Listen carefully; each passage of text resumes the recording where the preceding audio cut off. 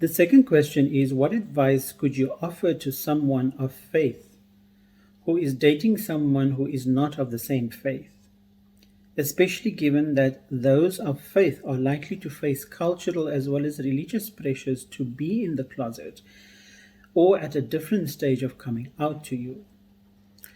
So I think the question is twofold. One is, how does one have a relationship with somebody from a different faith? Firstly, one has to understand that when we enter into relationships, we enter into those relationships as individuals, right? And individuals are entitled to have their own beliefs, their own faith, their own likes and dislikes, and so on. And so when we get involved with somebody, we accepting the whole package that that person is coming from. So asking a person or forcing a person to change their faith for the sake of the relationship would be an injustice, right? Because the Quran says, "La ikrah fi din, qad tabayyana ar-rushd min al-ghayy." There is no compulsion in faith.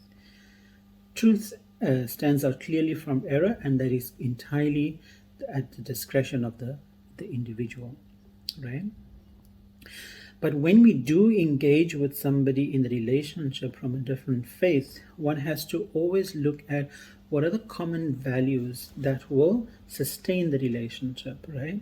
So let's say somebody is from the Muslim community and the partner is from the Christian community. There are many similarities in terms of the values that these two religions are propagating, and those are the values that you live with to sustain the relationship. In terms of the practices and the rituals that the two will perform differently, absolute respect should be given for those, and space should be given for those, for the person to be able to practice their faith as they wish to, right?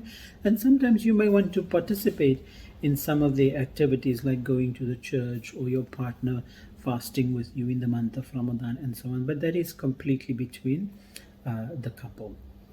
So the second part of the question has more to do with let's say a person from another faith being involved with a Muslim, and the queer Muslim being pressured by culture and religion to either stay in the closet or to not engage in sexual activity.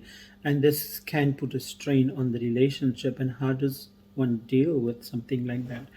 Well, clearly the queer Muslim needs to be in a space where they can, in a safe space where they can talk about these issues.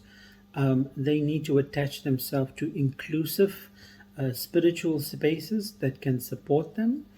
And also they need access to information so that the alternative understanding of homosexuality in Islam can be presented to them, and they then have an opportunity to work through some of their personal struggles with faith and with their culture.